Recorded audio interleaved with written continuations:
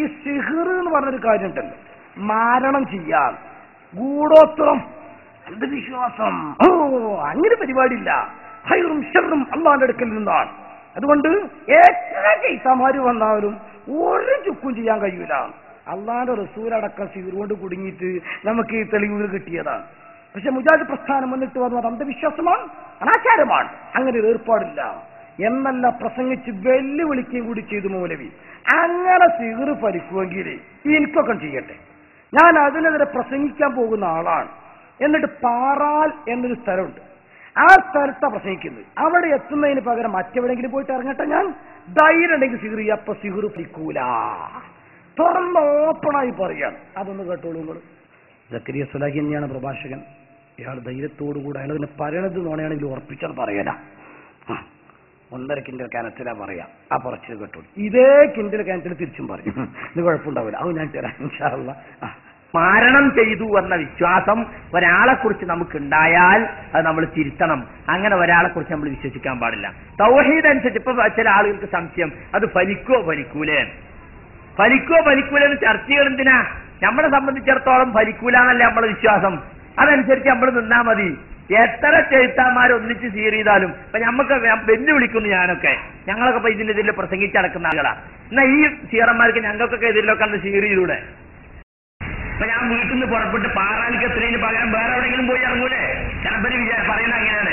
യാത്ര പുറപ്പെട്ട ആളെ തിരിച്ചുവിടാൻ കഴിയുന്ന ഒറ്റിരിക്കാന്നൊക്കെ എന്ന് പറയാം. അയാൾ എന്തെങ്കിലും ഗൂഢോത്രം ചെയ്താൽ പാറാലിക്ക് വന്ന് ഞാൻ വേറെ എവിടെ പോയി ഇറങ്ങൂല. അന്ധവിശ്വാസത്തെ കുറിച്ച് പ്രസംഗിക്കാൻ പോകണ്ട ചങ്ങായി, മോൻ അവിടെ എത്താതെ തട്ടിത്തിരിഞ്ഞ് എവിടെങ്കിലും എത്തുമെന്ന് വിചാരിച്ചാൽ പോലെ. മാത്രമല്ല ഇസ്രായേലിനെതിരെ വലിയ സിഹ്റം ചെയ്താൽ പോലെ. അറബ് രാഷ്ട്രങ്ങളൊക്കെപ്പാടെ കൂടി കോടിക്കണക്കിന് ഉറുപ്പ്യ ചെലവാക്കിയിട്ട് കഷ്ടപ്പെട്ടുകൊണ്ടിരിക്കുക ഇസ്രായേലിനെ കൊണ്ട്. നമ്മൾ ഇസ്രായേലിനെതിരെ സിഹ്റം ചെയ്താൽ പോലെ.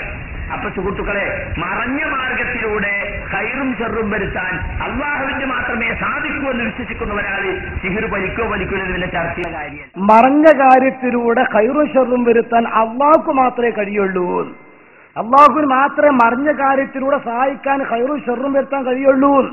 ഇതാണ് മുസ്ലിങ്ങൾ വിശ്വസിക്കേണ്ടത്. മറ്റതില്ല ഉണ്ടെങ്കിൽ എനിക്കൊക്കെ ചെയ്തുകൂടെ? ഭയങ്കര വെല്ലുവിളിയാണ്.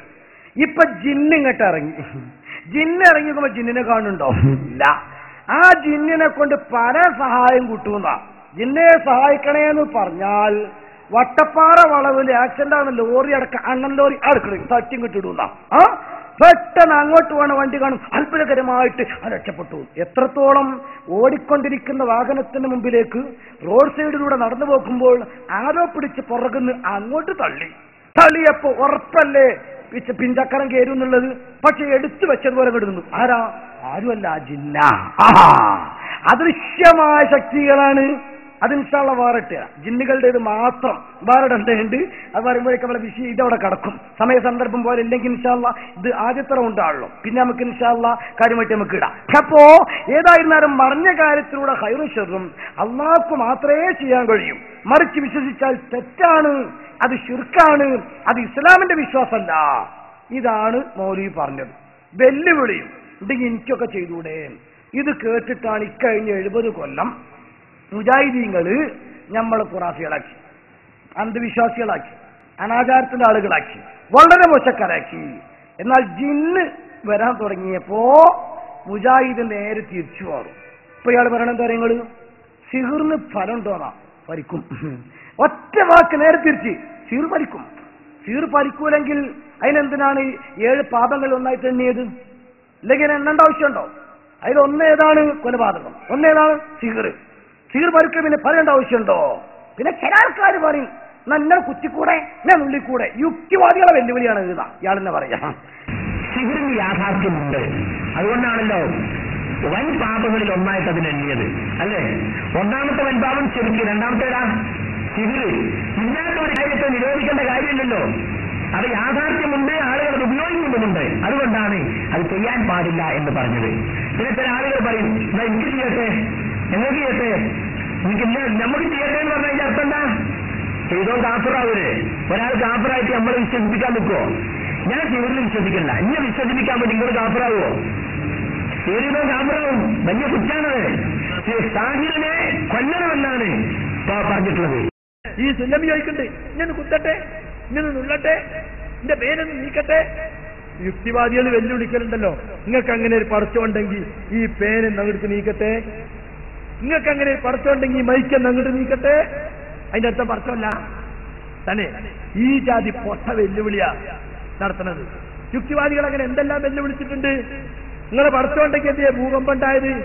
നിങ്ങളെ റഹ്മത്തുൽ ആലമീന ലോകത്തിന് മുഴുവൻ കാരുണ്യമായ പടച്ചുണ്ടായിട്ടുണ്ട്, മിനയിൽ തീപിടുത്തുണ്ടായത് എന്നൊക്കെ ചോദിക്കുന്ന വല്ല വെല്ലുവിളിയാണ്.